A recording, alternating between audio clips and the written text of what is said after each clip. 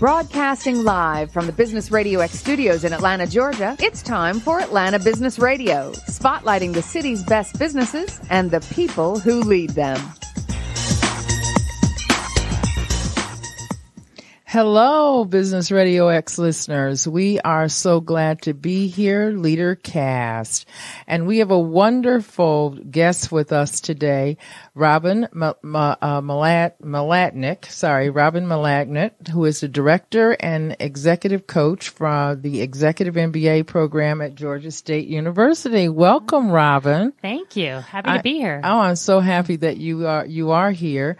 You guys are doing some fantastic things over at Georgia State. Before we got in here, we were talking about how diverse the whole campus is, and you guys are just like a huge university and all kinds of changes going on. And now, how long have you been with the Executive MBA program? And tell us a little bit about your background. Okay, sure. I've been with the Executive MBA program for 5 years now. This is my second go-around at Georgia State. I was previously with the Global Partners MBA for 8 years, so total of 13. And I've spent a lot of time in higher education. So I've been at Georgia Tech and UGA, Georgia Perimeter, but I found my home back at Georgia State. And really, what I found I liked about it is just the things you said, the students, the diversity, the faculty, and all the great things that they're doing. Yeah, super. We have seen the university grow over time, and just we were spending a lot of time talking to people there. So it is wonderful. You guys have a wonderful leadership program there and a women's group as well.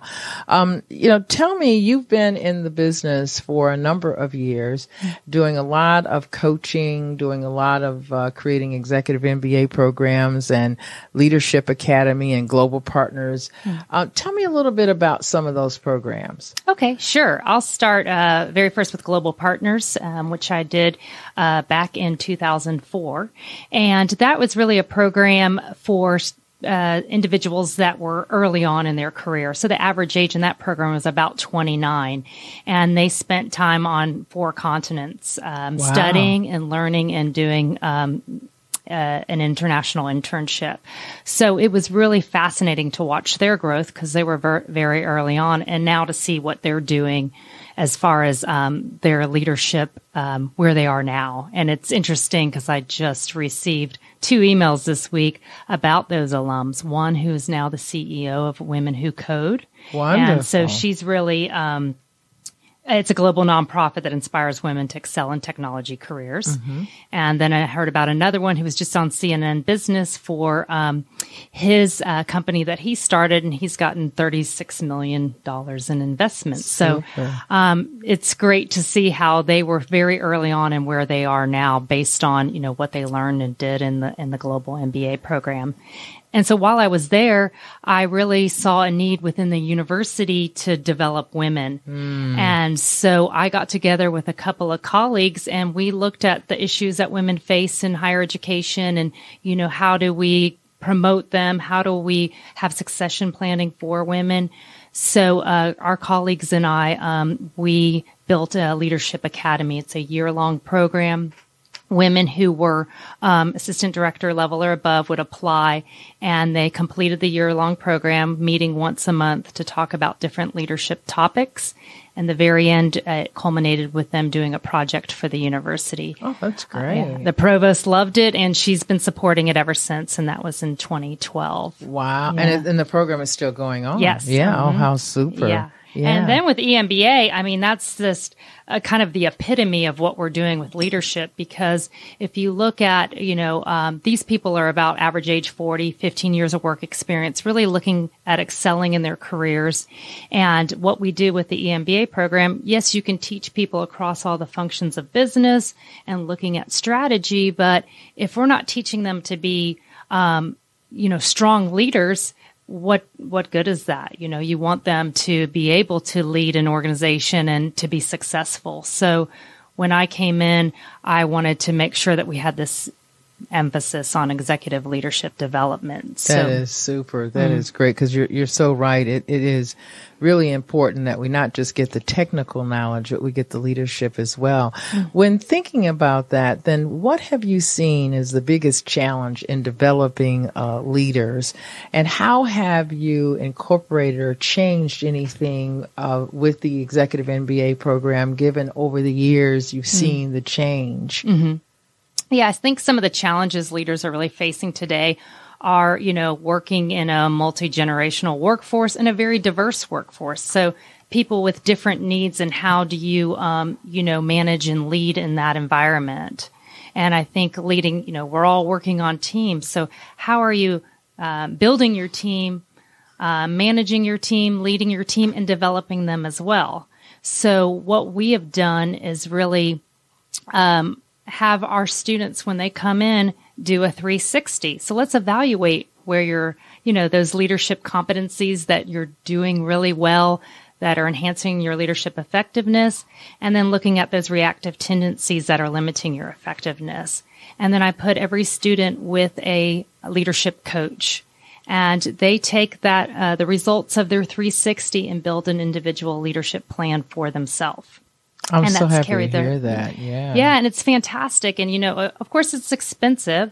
And so we provide 6 hours of coaching, and you always, you often think, okay, is this enough? Is this going to help get them to that level?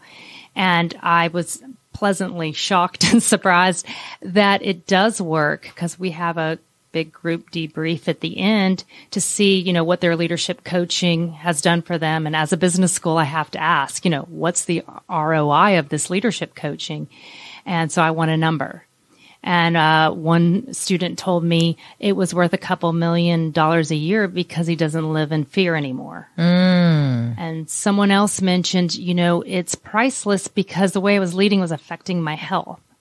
So, it's such a great, I think they come through this program transformed because of what we're doing in leadership development. So not only with the leadership coaching, but we have leadership courses that they take throughout the program. Yeah, I am very happy to hear that the emphasis is so balanced between the technical and the leadership, because there is no replacement for the leadership. And, we see this all the time. And, when I was in the Executive MBA program, there was a lot of emphasis on getting to work, but not as much as I would have liked to after you get out and see what you have to deal with, and how do you deal with teams and get things done. Right now is the one time in our lives that we're seeing so many generations in the workforce at one time, and it's really interesting how to collaborate and work with so many people, and how do you lead from all levels. When you think about the changes that you've seen and you have made in the Executive MBA program, what differences are you seeing between how women are approaching the leadership, and what are some of the differences that you see versus men, or do you see any at all? Absolutely, lots of differences, and we speak about this often with the women in the program, because we have some extra resources for our women in terms of development. Because as much as I like to think things have changed, they still are battling. For instance, I have a woman coming in who has, all these qualifications for a position, but not applying because she didn't have every single one. Whereas the men will come in and be like, oh, I have 2 of these. I can do this. Right. Yeah. And so I think it's around building that confidence.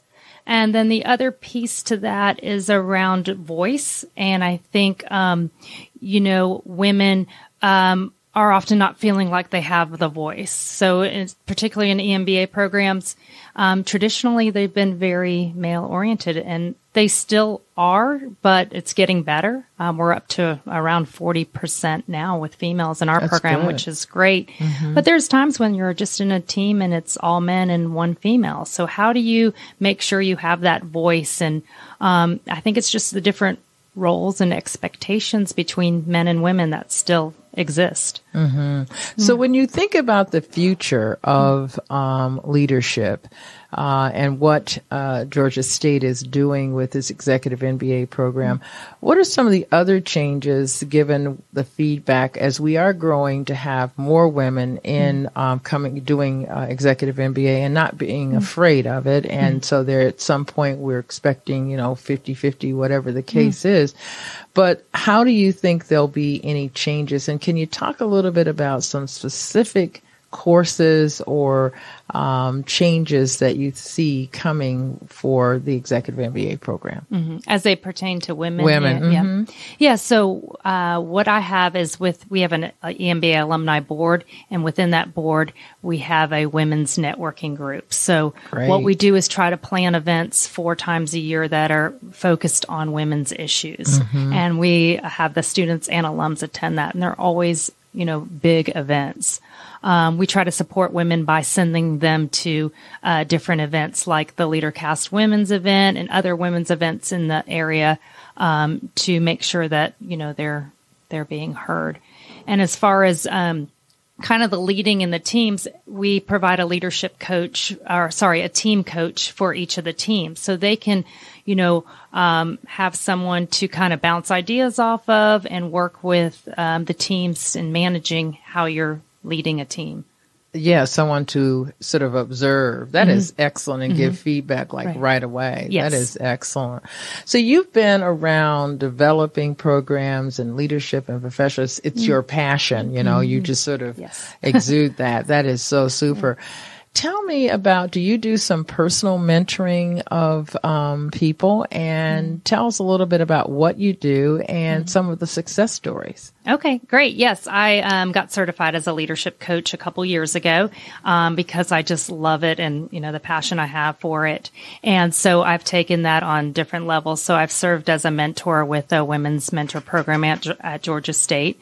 So I typically take on one each year. And I created a leadership exchange program for our EMBA students. So I match them based on, what their needs are, what they're looking for with another, we call it a partner because sometimes they might be at the same level, but for getting through the program. So they're either with another EMBA student or alum, and I work with them.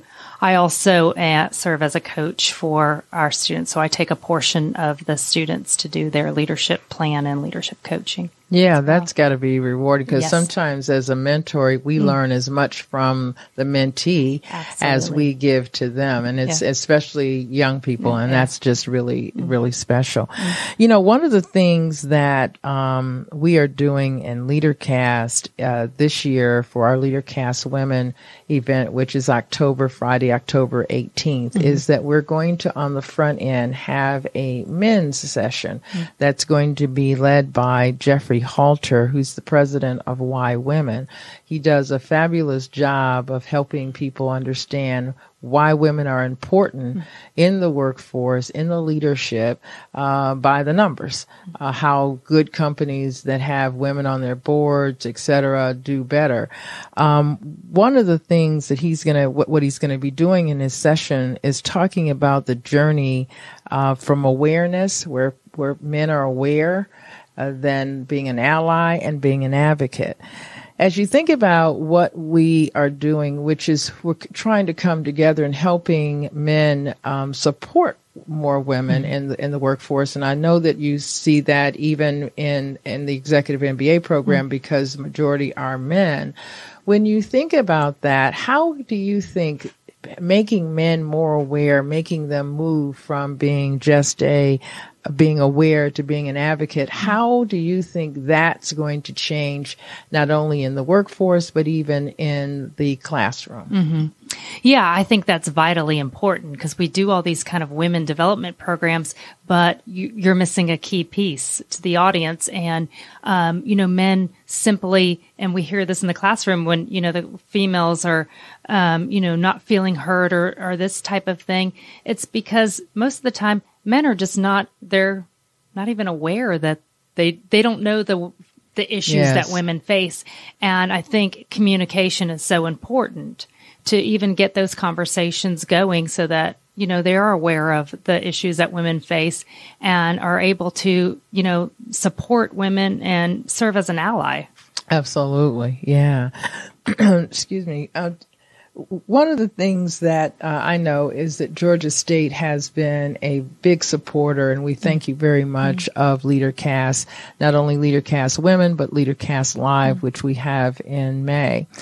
Tell me, if you, because you've been in the business, you have been a part of our sessions, what advice would you give companies in terms of sending their employees, as well as other universities? Why would anybody want to come to Leadercast Women? I would say because, you know what, it's immediate application. So you go in there, you're spending a few hours, and you come back with tools to use right away. And for me personally, it's changed the way, one of the tidbits I got from one of the meetings is changing the way I lead a meeting, and really focusing on the staff bringing issues and solving problems. So it's brought a lot of creativity and innovation into our meetings. And that was just something that I picked up from one of the sessions. So, in terms of it really making you think about your leadership and what you want to do in your organization and what you want to do personally, just great tools to use. Yeah. Yeah. Thank you for that. We're very excited about our program, and I want to just make sure that our audience knows that on Friday, October 18th at the Cobb Energy Center in Atlanta, Leadercast will be hosting Leadercast Women. And our theme is really around discover the power of taking courage, that it's important that, to your point earlier, Robin, that your voice be heard, because it makes everybody in the room better when we're all collaborating together, and people, by virtue of the fact that you're at the table, want to hear from you. We've got a fantastic lineup. I would say that when the people come to the session, they're going to walk away being a bolder leader in their career and in their life. Really thinking about what I want to do to make me happy, because if you're doing what you like to do, what you love to do, you're going to be happy, and happiness is going to take your career wherever you want it to be. And we've got 9 wonderful women. We have Priya Parker, who is the founder of Thrive Labs and the bestseller author of The Art of Gathering: How We Meet and Why It Matters. We've got Glennon Doyle, a bestseller author and creator of the online Momastery, and is the founder and president of Together Rising, a nonprofit for women and children in crisis. We've got Francesca Gleno. She's a professor at Harvard Business School and the author of Sidetrack: Why Our Decisions Get Derailed and How We Can Stick to the Plan. And that's very important. We have also Deshauna Barber. She is Miss USA for 2016 and the first military woman to win a pageant title. We have Susan Parker. Everybody knows her from HGTV. We have Kendra Scott, American designer of accessories. We have Kate Delaney, who is award-winning national broadcast host for NBC. We have Lovey Ajayi, and she is an award-winning best author, a book called I'm Judging You, the Do Better Manual. She talks about getting comfortable with being uncomfortable. And then finally, Lisa Ling. Everybody knows her as the award-winning journalist and television presenter and author. So we are excited. This is going to be our 3rd time holding the event, over 2,000 women and men being there. We're very excited this year because we do really want women to take courage and to be bolder and to really exercise their leadership skills, because we are naturally equipped. We just wired to do everything, but to understand that we can be courageous in our leadership style. So again, I encourage people, if you're interested in Leadercast, it's kind of the place to be, people. I'm just telling you. You really need to go to our website, leadercast.com. You'll have all the information. And you can reach out to me at pat.hurston@leadercast.com. Thank you so much, Robin, for joining us today. We really enjoyed having you here, and we definitely love partnering with Georgia State University. Is really doing some wonderful things in the executive leadership program, and so we thank you. Thank you. Enjoyed being here.